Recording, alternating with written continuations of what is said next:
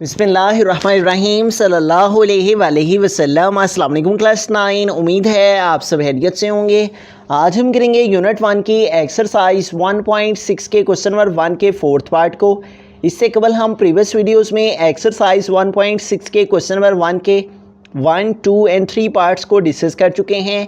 इनके लिंक मैंने डिस्क्रिप्शन में दे दिए हैं, आप इनसे रिलेटेड भी लेक्चर ले सकते हैं। एक्सरसाइज 1.6 के क्वेश्चन नंबर 1 के फोर्थ पार्ट की हम चलते हैं। तो यहाँ पे हमारे पास 2 इक्वेशंस हैं और इनको हमने सॉल्व करते हुए एक्स और वाई की वैल्यूज़ को फाइंड करना है। और इसको सॉल्व करने के 2 मेथड्स दिए गए हैं, एक है by the matrix inversion method और सेकंड मेथड है द क्रैमर्स रूल। तो हम पहले इसको द मैट्रिक्स इनवर्जन मेथड से सॉल्व करते हैं। तो इन्वर्स मेथड में हमें यहाँ पे 3 मैट्रिक्सेस जो हैं वो लेने हैं। तो फर्स्ट मैट्रिक्स जो है वो हम एक्स और वाई के कोफिशिएंट्स का लेंगे। तो हमारे पास यहाँ पे फर्स्ट इक्वेशन में x का कोफिशिएंट है 3, तो यहाँ पे हम 3 लिख देंगे। और y का कोफिशिएंट है -2, तो यहाँ पे हम -2 लिख देंगे। उसके बाद x का कोफिशिएंट है 5, तो यहाँ पे हम 5 लिख देंगे सेकंड इक्वेशन से। और सेकंड इक्वेशन में y का कोफिशिएंट है -2, तो यहाँ पे आ जाएगा -2। देन हमने x और y का मैट्रिक्स लिखना होता है, यहाँ पे x एंड y आ जाएगा। और उसके बाद हमें इक्वल का साइन यूज़ करते हुए कॉन्स्टेंट टर्म्स का मैट्रिक्स लिखना है। और यहाँ पे हमारे पास कांस्टेंट टर्म्स कौन कौन सी हैं, -6 एंड -10।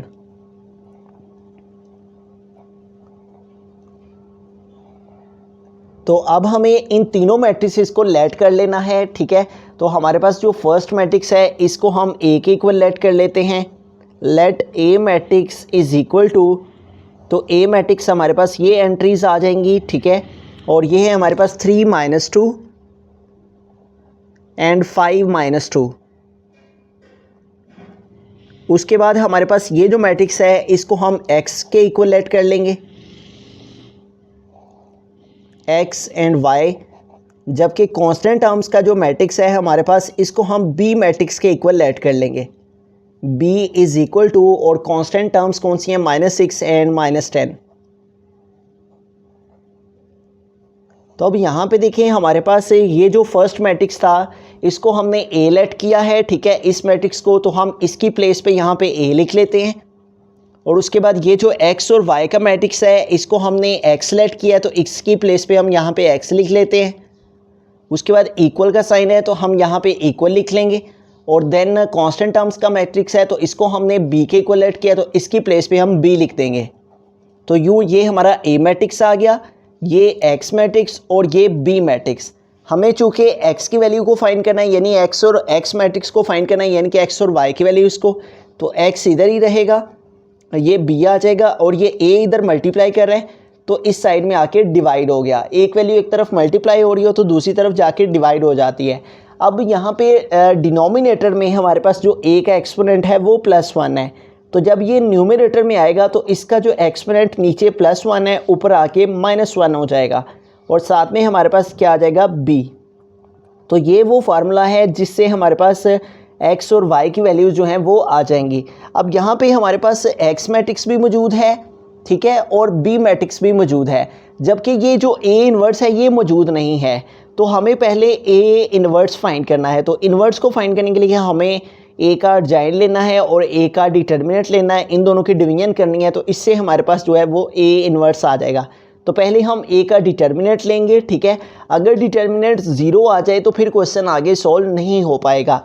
तो इसलिए डिटर्मिनेंट जो है वो 0 के अलावा आना चाहिए, यानी कि नॉन सिंगुलर आना चाहिए। तो अब हम a का डिटर्मिनेंट फाइंड करते हैं, उसके बाद a का जाइंट लेंगे और फिर इन दोनों के डिवीजन से a इन्वर्स आ जाएगा। फिर जो a इन्वर्स आएगा उसको हम b मैट्रिक्स के साथ मल्टीप्लाई करेंगे, तो इससे हमारे पास x और y की वैल्यूज़ आ जाएंगी। तो अब हम a का डिटर्मिनेंट लिखते हैं।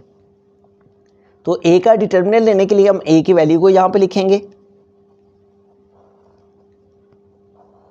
और a मैट्रिक्स की वैल्यू है हमारे पास 3 - 2 5 - 2, 3 - 2 एंड 5 - 2। तो इस a मैट्रिक्स का हम डिटर्मिनेंट फाइंड करते हैं। तो डिटर्मिनेंट फाइंड करने के लिए हम स्ट्रेट बार यूज़ करेंगे दोनों साइड्स पे। तो हमारे पास आ जाएगा 3 - 2 5 - 2। तो अब इनको मल्टीप्लाई कर लेते हैं। तो 3 को मल्टीप्लाई करेंगे -2 के साथ, 3 × -2। उसके बाद बिटवीन में माइनस का साइन यूज़ किया जाता है। और 5 को मल्टीप्लाई करेंगे -2 के साथ। तो अब इनकी मल्टीप्लिकेशन फाइंड करते हैं। 3 मल्टीप्लाई -2, 3 2 टाइम्स 6 और साथ में माइनस का साइन आ गया और इस माइनस के साइन को इस माइनस के साइन के साथ मल्टीप्लाई किया तो माइनस को माइनस से मल्टीप्लाई किया प्लस एंड 5 2 टाइम 10 तो -6 प्लस 10, एक का साइन माइनस का, एक का साइन प्लस का है तो माइनस करेंगे ऐसी सूरत में, ठीक है। तो 10 से 6 माइनस कर देंगे तो 4 आ जाएगा। ग्रेटर वैल्यू 10 की इसके साथ प्लस का साइन है इसलिए आंसर के साथ प्लस का साइन आएगा। तो -6 प्लस 10 का आंसर आ गया +4।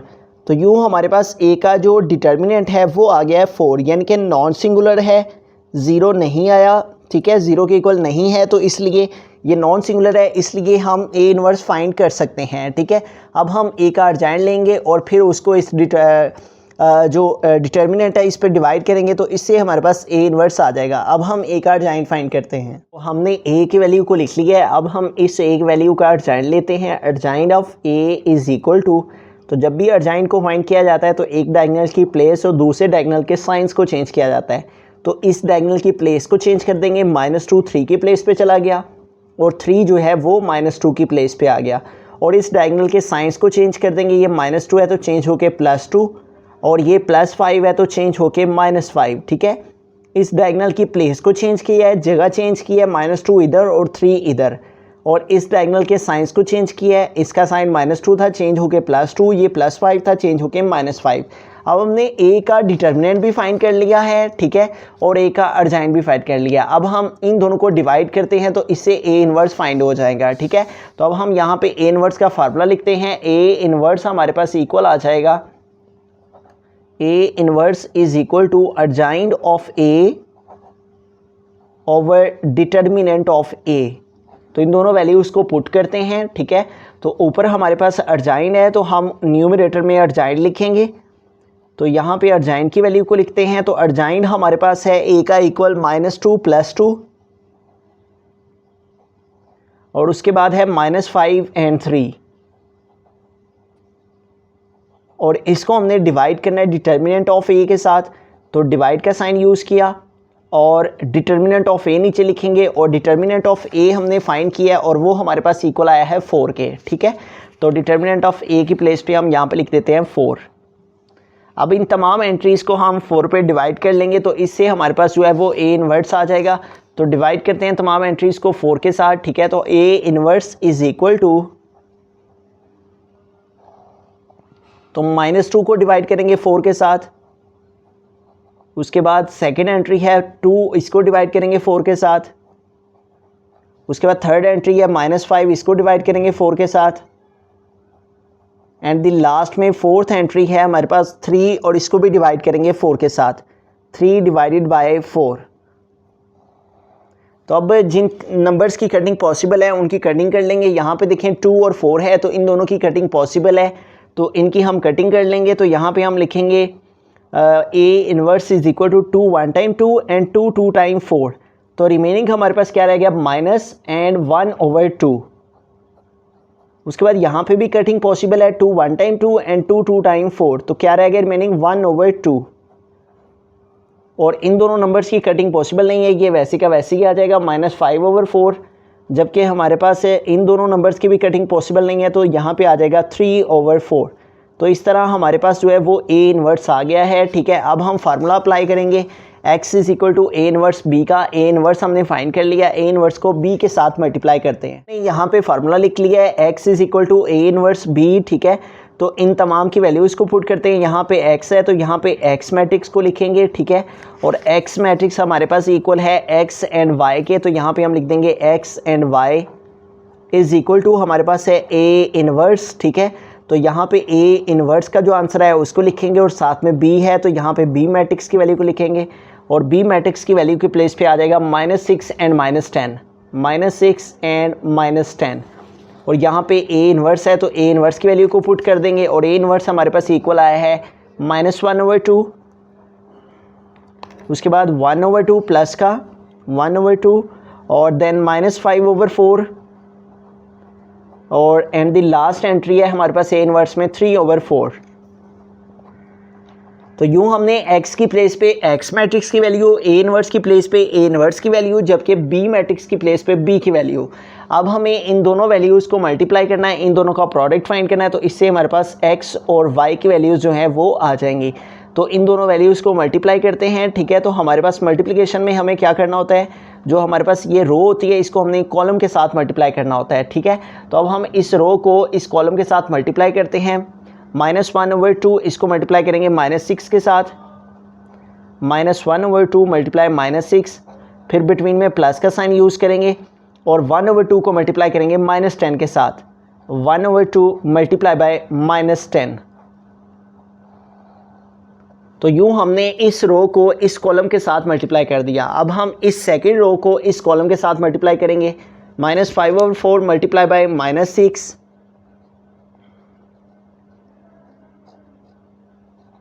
उसके बाद प्लस का साइन यूज़ करेंगे और हमारे पास ये जो 3/4 है इसको मल्टीप्लाई करेंगे -10 से, 3/4 मल्टीप्लाई बाय -10। तो यूँ हमने इस रो को इस कॉलम के साथ पहले मल्टीप्लाई किया और फिर इस सेकंड रो को भी इस कॉलम के साथ मल्टीप्लाई कर दिया। अब इनको आगे फर्दर सॉल्व करेंगे तो इनके सोल्यूशन से हमारे पास जो है वो x और y की वैल्यूज़ जो हैं वो आ जाएंगी, ठीक है। तो अब इनको आगे सॉल्व करते हैं। तो यहाँ पे देखें इनकी कटिंग पॉसिबल है, तो इनकी कटिंग कर लेते हैं। 2 1 टाइम 2 एंड 2 3 टाइम्स 6 है, ठीक है। तो उसके बाद यहाँ पे देखें इधर भी माइनस है और आगे हमारे पास मल्टीप्लाई इधर भी माइनस है, ब्रैकेट का मतलब है मल्टीप्लाई, माइनस को इस माइनस के साइन के साथ मल्टीप्लाई किया तो प्लस हो गया और 1 मल्टीप्लाई बाय 3, 1 3 टाइम आ गया 3।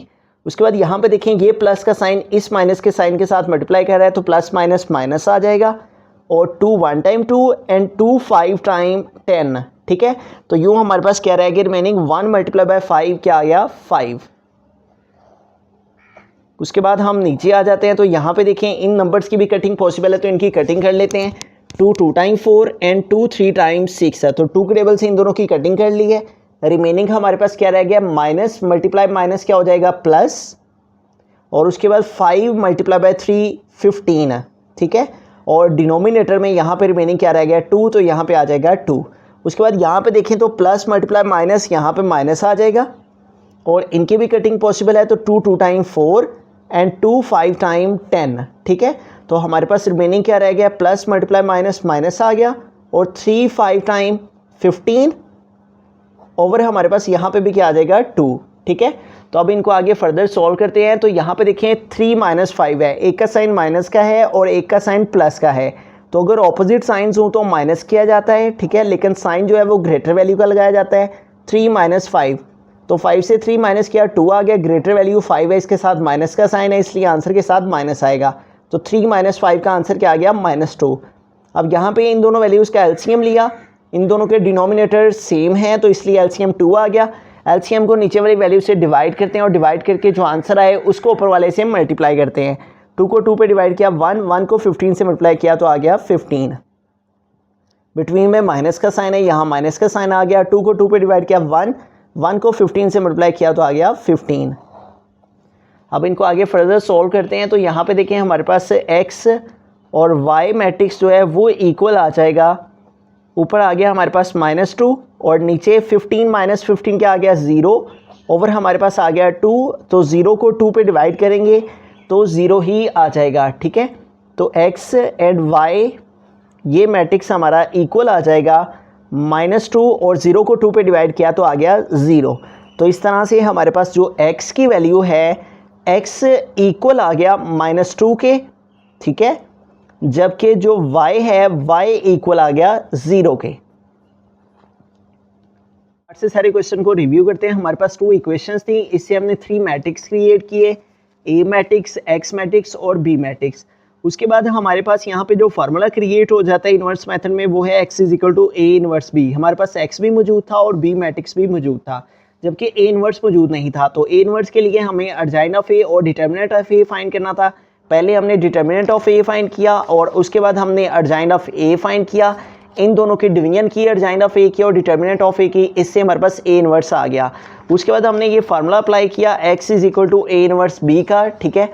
तो x = इन्वर्स B का फार्मूला अप्लाई करते हुए इन दोनों के इन्वर्स को B के साथ मल्टीप्लाई किया तो इससे हमारे पास x की वैल्यू आ गई -2 और y की वैल्यू आ गई 0, ठीक है।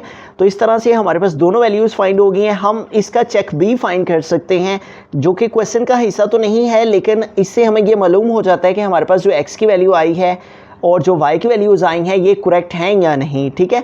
तो चेक को फाइंड करते हैं। तो चेक को फाइंड करने के लिए हमें क्या करना होता है, जो हमारे पास स्टार्ट में इक्वेशंस होती हैं क्वेश्चन में, उन इक्वेशंस को हम उन दोनों इक्वेशंस में से हमें किसी एक इक्वेशन को लिखना होता है, ठीक है। जैसे यहाँ पे 2 इक्वेशंस हैं तो हम फर्स्ट इक्वेशन को लिख लेते हैं। तो फर्स्ट इक्वेशन है 3x - 2y, 3x - 2y is equal to -6, is equal to -6। अब इस इक्वेशन में हमारे पास जो x की वैल्यू आई है उसको हमने x की प्लेस पे पुट कर देना है। x की वैल्यू है -2, यहाँ पे आ जाएगा 3 और x की प्लेस पे आ जाएगा -2।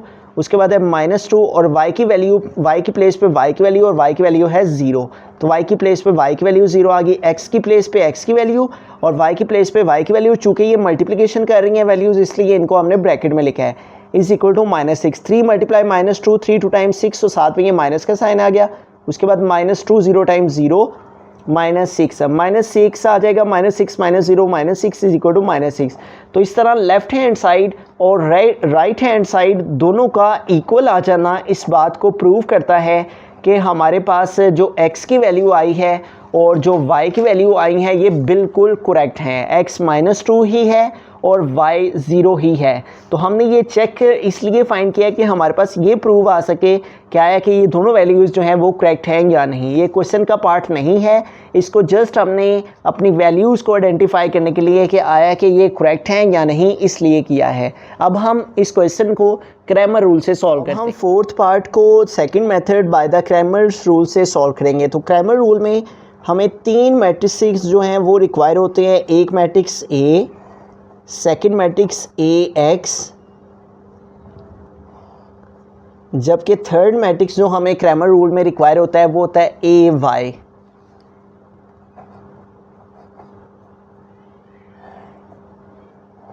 तो अब हम इन इक्वेशन से इन तीनों मैट्रिक्स को क्रिएट करेंगे, ठीक है। तो जो A मैट्रिक्स है वो हमारे पास x और y की कोफिशिएंट होता है, जैसा कि हमने इन्वर्स मेथड में समझा। तो x और y की कोफिशिएंट है हमारे पास यहाँ पे फर्स्ट इक्वेशन में 3 और y का कोफिशिएंट है -2, जबकि सेकेंड इक्वेशन में x का कोफिशिएंट है 5, जबकि y का कोफिशिएंट है -2। जब हमने AX मैट्रिक्स लिखना होता है तो हमें कांस्टेंट टर्म्स और y का कोफिशिएंट फर्स्ट इक्वेशन में भी और सेकेंड इक्वेशन में भी कांस्टेंट टर्म और y का कोफिशिएंट। तो पहले हम कांस्टेंट टर्म लिखते हैं और फिर y का कोफिशिएंट। इसी तरह सेकेंड इक्वेशन से कांस्टेंट टर्म और y का कोफिशिएंट। तो AX मैट्रिक्स के बाद हमें AY मैट्रिक्स को लिखना है और AY मैट्रिक्स में हमें x के कोफिशिएंट को और कांस्टेंट टर्म को लिखना है। फर्स्ट इक्वेशन से भी x के कोफिशिएंट और कांस्टेंट टर्म और सेकेंड इक्वेशन से भी x का कोफिशिएंट और कांस्टेंट टर्म। तो फर्स्ट इक्वेशन में x का कोफिशिएंट है 3, तो यहाँ पे आ जाएगा 3 और कांस्टेंट टर्म है -6, तो फर्स्ट इक्वेशन की कांस्टेंट टर्म -6 लिख दी। और सेकेंड इक्वेशन में x का कोफिशिएंट है 5, तो यहाँ पे आ गया 5 और कांस्टेंट टर्म है सेकेंड इक्वेशन में -10, तो यहाँ पे आ गया -10। एक दफ़ा इसको रिपीट किए देते हैं कि हमारे पास जो A मैट्रिक्स है वो x और y के कोफिशिएंट होते हैं 3 -2 5 -2, ठीक है। तो ये हमारे पास A का मैट्रिक्स आ जाता है। और जब AX मैट्रिक्स लिखना है तो हमने कांस्टेंट टर्म्स -6 -10 और y के कोफिशिएंट -2 लिखना होते हैं, ठीक है। और जब हमने AY मैट्रिक्स को लिखना है तो फर्स्ट मैट्रिक्स के फर्स्ट यानी कि x का कोफिशिएंट और लास्ट है यानी कि कांस्टेंट टर्म 3 -6 5 -10, 3 -6 5 -10 फर्स्ट और लास्ट। जब हमने AY लिखना है तो फर्स्ट और लास्ट को लिखना होता है, ठीक है। तो इस तरह तीनों मैट्रिक्स जब हमने ले लेने हैं तो हमारे पास जो क्रैमर रूल में x की वैल्यू को फाइंड करने का फार्मूला है वो इक्वल होता है हमारे पास AX का डिटर्मिनेंट ओवर A का डिटर्मिनेंट, ठीक है। जबकि जो y की वैल्यू है उसको फाइंड करने का जो हमारे पास फार्मूला होता है क्रैमर्स रूल में वो इक्वल होता है AY का डिटर्मिनेंट ओवर A का डिटर्मिनेंट, ठीक है। तो हम इन फार्मूलाज को जो है वो अप्लाई करते हुए x और y की वैल्यूज़ को फाइंड करेंगे। तो हमें इन तीनों मैट्रिक्स के अब डिटर्मिनेंट फाइंड कर लेने हैं, A का, AX का और AY का। तो तीनों के डिटर्मिनेंट फाइंड करते हैं, ठीक है। तो सबसे पहले A का डिटर्मिनेंट फाइंड करते हैं, स्ट्रेट बार यूज़ कर लेंगे हम। तो हमारे पास है 3 -2 5 -2। तो जब भी हमने डिटर्मिनेंट फाइंड करना होता है तो हम डायगोनल को मल्टीप्लाई करते हैं आपस में, ठीक है। 3 को मल्टीप्लाई करेंगे -2 के साथ और बिटवीन में माइनस का साइन यूज़ करेंगे, और 5 को मल्टीप्लाई करेंगे -2 के साथ। तो अब इनकी मल्टीप्लिकेशन फाइंड करते हैं। 3 2 टाइम्स 6 और साथ में माइनस का साइन आ गया, और माइनस को इस माइनस के साइन के साथ मल्टीप्लाई किया तो प्लस, और 5 2 टाइम 10, ठीक है। एक का साइन माइनस का है, एक का साइन प्लस का है, तो माइनस करेंगे। 10 में 6 माइनस किया 4 आ गया, और ग्रेटर वैल्यू 10 है, इसके साथ प्लस का साइन है इसलिए +4 आ गया हमारे पास ए का डिटर्मिनेंट। अब हमें ए एक्स का डिटर्मिनेंट फाइंड कर लेना है, तो इसके लिए भी हम स्ट्रेट बार यहाँ पे यूज़ करेंगे। A X determinant is equal to, तो हमारे पास है -6 -2 -10 एंड -2। तो अब हम डायगोनल को मल्टीप्लाई करते हैं, तो -6 को मल्टीप्लाई करेंगे -2 के साथ, बिटवीन में माइनस का साइन यूज़ करेंगे, और -10 को मल्टीप्लाई करेंगे -2 के साथ, -10 मल्टीप्लाई बाय -2। तो अब इनकी मल्टीप्लिकेशन फाइंड करते हैं, तो माइनस मल्टीप्लाई माइनस प्लस हो जाएगा, और 6 2 टाइम 12, और यहाँ पे देखें हमारे पास 3 टाइम माइनस का साइन आपस में मल्टीप्लाई कर रहा है, ठीक है। तो जब हम इन 2 साइंस को मल्टीप्लाई करेंगे तो माइनस माइनस प्लस हो जाएगा, और प्लस को इस थर्ड वाले माइनस से मल्टीप्लाई करेंगे तो माइनस ही आ जाएगा, ठीक है। इन दोनों को मल्टीप्लाई किया तो प्लस, और फिर इस माइनस से मल्टीप्लाई करेंगे तो माइनस आ जाएगा, और 10 2 टाइम 20। अब यहाँ पे देखिए एक का साइन प्लस का है, एक का साइन माइनस का है, ऑपोजिट साइंस हैं, तो ऑपोजिट साइंस हो तो माइनस किया जाता है, ठीक है। तो एक का साइन है +12 और दूसरे का साइन है -20। तो अब इनको सेपरेट करेंगे, 0 से 2 सेपरेटिंग हुए, इस 2 से कैरी लिया, यहाँ पे 10 हो गए, 10 - 2 हमारे पास 8 आ गया, यहाँ पर रिमेनिंग 1 रह गया, 1 - 1 0 आ जाता है। 20 के साथ माइनस का साइन है इसलिए ग्रेटर वैल्यू का साइन यूज़ किया जाएगा। तो यूँ हमारे पास 12 - 20 का आंसर क्या आ गया, -8, ठीक है। अब आगे चलते हैं, ए वाई का डिटर्मिनेंट फाइंड करते हैं। तो ए वाई का डिटर्मिनेंट फाइंड करने के लिए स्ट्रेट बार यूज़ कर लेंगे, तो हमारे पास आ जाएगा 3 - 6। तो ए वाई का डिटर्मिनेंट फाइंड करने के लिए हम यहाँ पे तमाम एंट्रीज़ को लिख लेंगे। 3 - 6 5 - 10, तो ए डायगोनल को मल्टीप्लाई करेंगे, 3 मल्टीप्लाई -10 आ जाएगा, और बिटवीन में माइनस का साइन यूज़ किया जाता है, और 5 मल्टीप्लाई -6 आ जाएगा, ठीक है। 3 को मल्टीप्लाई किया -10 से, बिटवीन में माइनस का साइन, और 5 को मल्टीप्लाई करेंगे -6 से।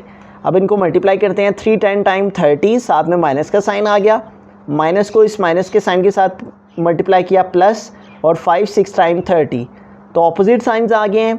30 - 30 हमारे पास 0 आ जाएगा, ठीक है। ऑपोजिट साइंस हो तो माइनस करते हैं, 30 - 30 0 आ गया। तो यूँ हमने ए का भी डिटर्मिनेंट फाइंड कर लिया, ए एक्स का भी, और इसके साथ ही हमने ए वाई का भी डिटर्मिनेंट फाइंड कर लिया। अब इन वैल्यूज़ को हम इन फार्मूलाज में पुट करते हैं, और एक्स और वाई की वैल्यूज़ को फाइंड कर लेते हैं। ए एक्स का डिटर्मिनेंट, तो ए एक्स का डिटर्मिनेंट क्या है हमारे पास, -8, तो यहाँ पे आ जाएगा -8 ओवर हमारे पास है ए डिटर्मिनेंट। तो ए डिटर्मिनेंट हमारे पास किसके इक्वल आया, 4 के, तो इसलिए यहाँ पे आ जाएगा 4। अब इन दोनों की कटिंग कर लेंगे, तो x हमारे पास इक्वल आ जाएगा 4 1 टाइम 4 एंड 4 2 टाइम 8, तो क्या आंसर आ गया, -2। तो x की वैल्यू हमारे पास इक्वल आ गई है -2 के। अब हम y की वैल्यू को फाइंड करते हैं, तो y की वैल्यू के लिए हम ए वाई का डिटर्मिनेंट, तो ए वाई का डिटर्मिनेंट हमारे पास इक्वल आया है 0 के, तो ए वाई के डिटर्मिनेंट की प्लेस पे 0 आ गया, ओवर ए डिटर्मिनेंट, तो ए डिटर्मिनेंट हमारे पास इक्वल है 4 के, तो यहाँ पे आ गया 4। तो 0 को 4 पे डिवाइड किया तो हमारे पास 0 डिवाइडेड बाय 4 0 ही आ जाएगा। तो इस तरह हमारे पास x की वैल्यू आ गई -2 और y की वैल्यू आ गई 0। तो हमने इन्वर्स मेथड से भी सॉल्व किया था, तो x इज इक्वल टू -2 आया था और y इज इक्वल टू 0, और क्रैमर रूल से भी हमारे पास दोनों वैल्यूज़ x की और y की सेम आई हैं, ठीक है। तो क्रैमर रूल से हमने 3 मैट्रिक्स लेना होते हैं, a ax a y, फिर तीनों के डिटर्मिनेंट लेके तो इन फार्मूलाज में पुट करने से x और y की वैल्यूज़ आ जाती हैं।